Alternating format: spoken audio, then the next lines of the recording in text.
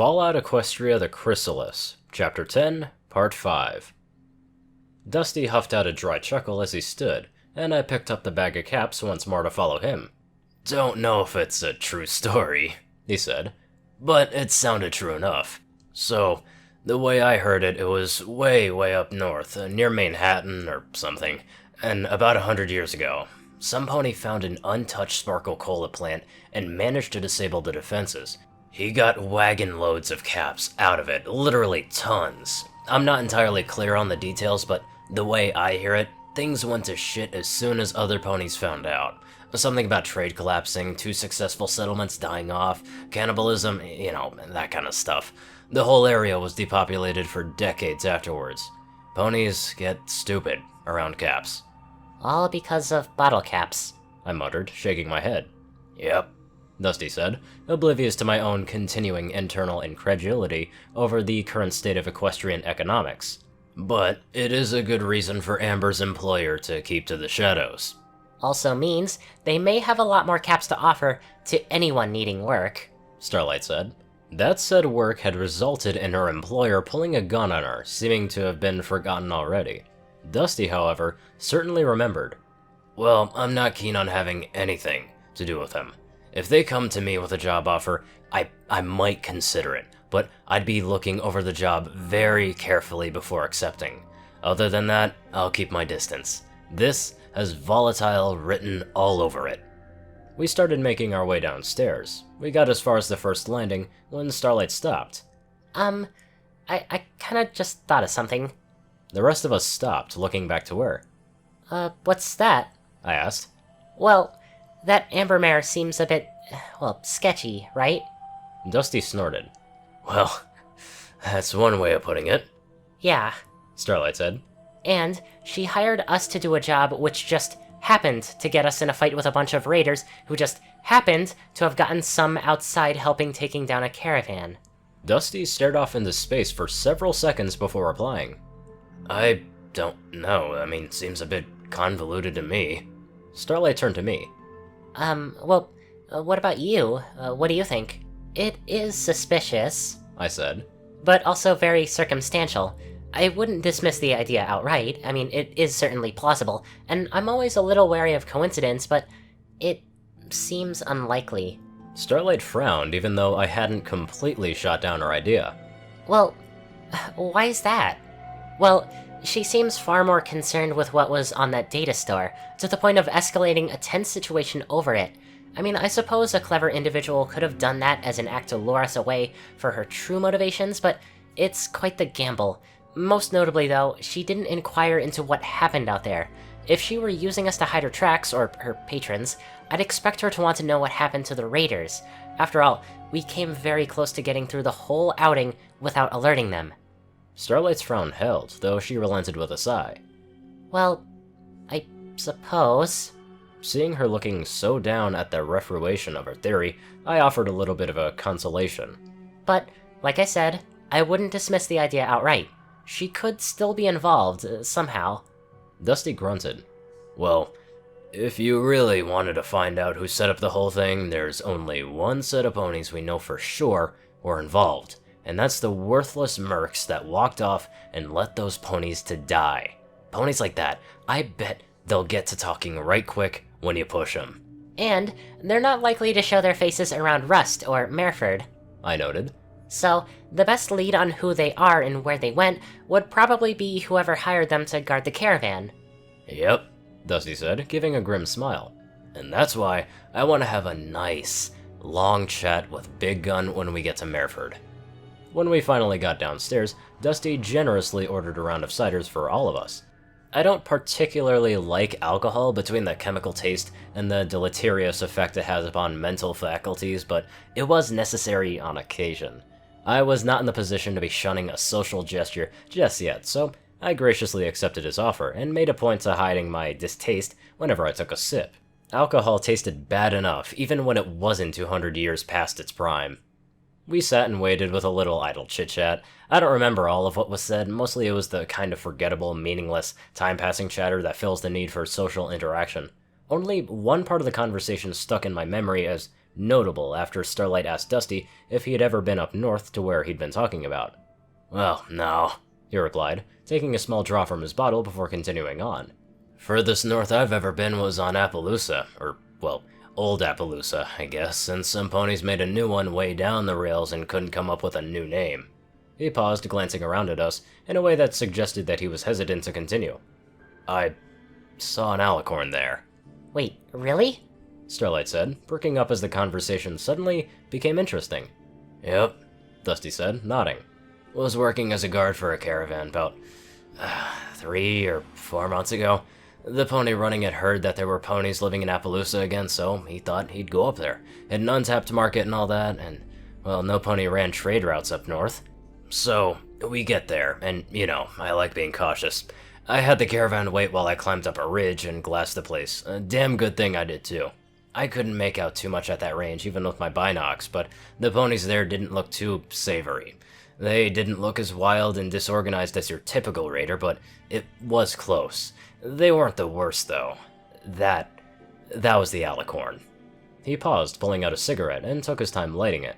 Starlight leaned in, anticipation growing with every moment. I partially hid my smirk behind a bottle and caught the corner of Dusty's lips twitch upwards in a response. Finally, Starlight prompted him. And? Dusty took a deep draw, then blew out a long, thin stream of smoke. And I'll note, he blew it away from us, a courtesy some ponies never grasped. And I got a good view of her frying some pony's brain. She lit up her horn, and the pony standing in front of her dropped and started flailing around like he was burning alive.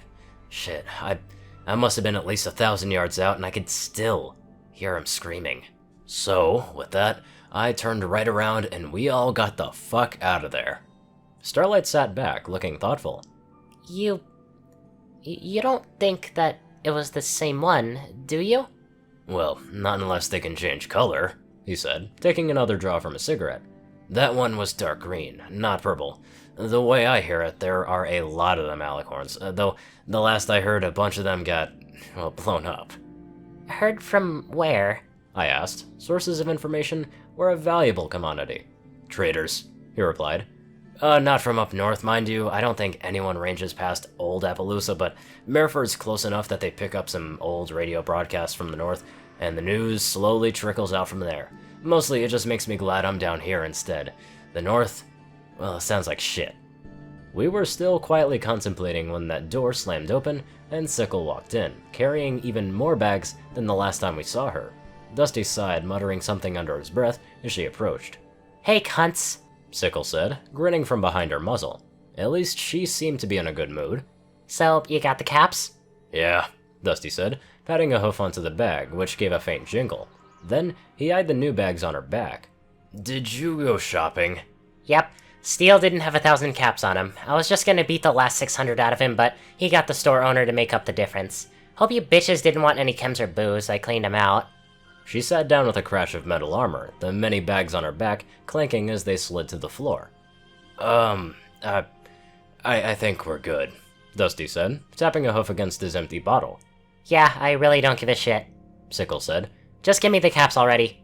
In the end, we agreed that counting off 1,500 caps each would be way too tedious. Instead, Dusty added the caps that we had gotten up front, which upon inspection turned out to be just as clean and unused as the rest, and divided the lot into 4 evenly sized piles. Sickle insisted on getting first pick, and claimed a pile that she was certain was the largest. Starlight and I kept our piles separate, not because we were terribly concerned about whose money it really was, but more because it was a lot of caps, and I would have felt guilty making her carry all of it herself. I had never before had to measure currency in pounds. As we started packing the caps, Sickle asked, So, you're all running off to Mereford, huh? Dusty grunted, securing the sizable bag of money in his packs. Yeah. What of it? Sickle shrugged, metal plates clanking with emotion. Well, I'd figure I'd tag along, see what happens. Starlight's head snapped up from packing her own bags, and she blurted out a sharp, Wait, what? Why? Dusty asked, his eyes narrowed suspiciously. Why not? Sickle replied, grinning. This was fun, and I'm betting you fuckers won't go a week without stirring up some shit. What else would I do? Lie around that little shit stain of a hut getting high all on my own? Sounds boring as shit. You cunts are a lot more entertaining. After a pause, her grin grew a bit more. Besides, I kinda like Star. Starlight blinked. Oh, fuck no. No, you're not coming with us. Sickle leaned over the table, one heavy metal-clad hoof thumping down on it. I'd like to see you stop me, she said, still grinning. Starlight stared, mouth hanging open as she completely failed to come up with a retort. That lasted right up until Sickle reached out and snagged her half-empty bottle, which only made it halfway back to her before Starlight's magic yanked it out of her grasp. Hey, you got your own damn booze! Sickle chuckled, then looked back to Dusty. So, yeah, I think I'll stick around for a while, till I get bored of you anyway. Dusty grumbled for a moment before replying. Well, if you're going to insist on tagging along with us, you better be on your best behavior. Yeah, no killing and raping all the innocent townsfolk and traders, I got it, yeah. I felt compelled to add to the objections. And their profanity while we're at it. She pointed a hoof at me. Fuck you. She then looked back to Starlight. And what the fuck is your problem with my drugs? How about you get on Dusty's case about his fucking smoking? She leered to him. That shit's just nasty. Dusty groaned and stood. Yep, screw this. I'm going to bed. We're heading out in the morning. Feel free to sleep in and miss it. You need any company? She said, grinning in a way I can only describe as cruel. Maybe getting laid would help your shitty attitude. How long has it been anyway? I don't remember, Dusty growled, finishing off his bottle and grabbing his bags. Was too damn drunk. Oh shit, Sickle said, laughing. That long? Oh my gosh, you mean you've been traveling around with a whole herd of mares and you ain't fucked any of them. You've gotta be the dumbest motherfucker I know. She continued laughing as Dusty walked off, and ignored Starlight's disapproving glower. That laughter died off as he slipped out of sight. A moment later, she wobbled and abruptly shook her head violently. Both Starlight and I cringed back from the spear-like horn, though it thankfully didn't come near us. After a moment, Sickles stopped and leaned up against the table. In the dark recesses of her helm's eye slits, the faint light reflecting from her eyes flickered as she blinked several times. You okay there? Starlight asked, sounding far more skeptical than concerned. Sorry. Sickle rumbled, and raised a hoof to rub at the side of her armored head. Mixing buck and painkillers always gets weird. Especially with booze. Starlight stared at her as Sickle had just grown a second head. Did you just apologize? Sickle's hoof dropped as she looked at Starlight, simply blinking a few times. The fuck are you talking about? Never mind. Starlight said, rolling her eyes. I must have heard wrong. Yeah, whatever, Sickle said, slowly rolling her head around and stretching. Shit. Yeah, I think I'll hit the hay too. So, Dirt's being a little bitch. I guess that means I'm bunking with the two of you. Starlight's expression hardened instantly. You can keep your own room, Sickle. Sickle shrugged. Worth a try. Hey, catch up! The stallion, who had been doing quite a good job of staying well clear of us, sighed from the counter at the front of the room. It's mustard. I don't give a shit. I need a room. Starlight and I decided it would be a good idea to retire too, but I had one thing I wanted to do. One thing that, while I had little hope of succeeding, I had to at least try. So, I delayed, nursing my bottle of cider so we could head to our room at the same time as Sickle. As the three of us walked to our rooms, I turned to Sickle, speaking quietly. Hey, Sickle, could I talk to you for a moment? She snorted, not even looking at me as she walked. Yeah, talk. In private? She bared her teeth in a grin. Shit, I ain't shy, Whimper. If you want to get under my tail, just dive right in. I don't mind an audience. I mean, talk. Literally. She groaned, and from the movement of her head, I guessed that she was wasting a perfectly good eye roll behind the thick helm of hers. Despite the protest, she did stop. Fine. Starlight gave me a concerned look, but I replied with a smile and a nod, and after a moment of hesitation, she went on without us. I waited until she had passed around the next corner before turning back to Sickle. I understand that you have this violent, angry persona, I said, trying to sound as gentle as possible. I can see that being useful with the way the world is, and I'm not trying to convince you otherwise. Her head slowly turned until she was staring straight at me. Silent. But you don't need to be relentlessly aggressive to keep that perception intact. We've all seen what you can do. I mean, you're the strongest pony I've ever seen, and you shrugged off attacks that would have likely killed any of us. Every pony knows you're big and powerful, and not to be messed with. She continued to stare. You don't need to be so hard on Dusty and Starlight just to keep us thinking that. We get it. It's just... there's a time and place for aggression. Friendly ponies are a lot more likely to be helpful, but they don't remain friendly for long if some pony is constantly insulting them or threatening them. I think that if you save your aggression for fighting, or for when some pony's actually insulting you, you'll find things to go a lot more smoothly. Still, she remained silent. I mean, ponies tend to respond the way they've been treated, right? Threatening a pony that's been insulting you encourages them to not threaten you, but if you're threatening a pony that's been trying to help you, it just encourages them to not help you. If you want a pony to do something for you, they're a lot more inclined to do that if you've been good to them. Or, at least, not bad to them.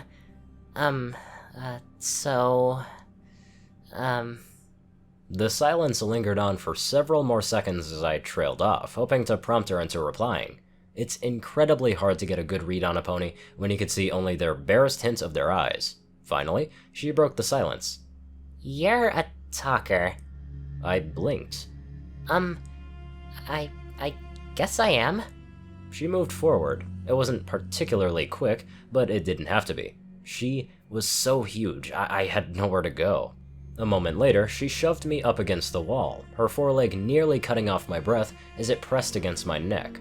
The blades welded to the leg armor arched up beside my head, thankfully pointing away. She leaned in close, giving me a good faceful of her sour breath. I am not. I actually do shit instead of whining about it all day. She lowered her head, and I winced back as the blade-like horn lowered just above my face. Her free hoof jabbed up, pointing at it. So, you see this horn? I gripped at the foreleg pinning me to the wall, trying to relieve the pressure of being held up in such a fashion. It was hard to speak, but I managed. Yeah, I see it.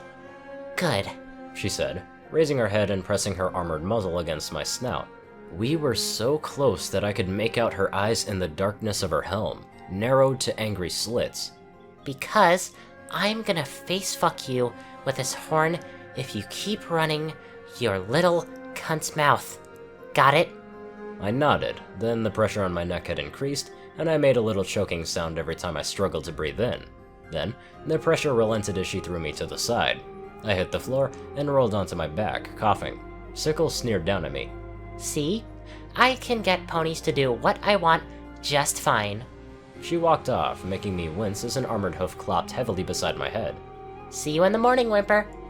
I laid there until she had disappeared around the corner, and I heard the sound of a door shutting. Only then did I finally haul myself up, slowly making my way to my room as I fought against the trembling in my limbs. I had the feeling that our little trip was going to be a lot more tiring than I had expected.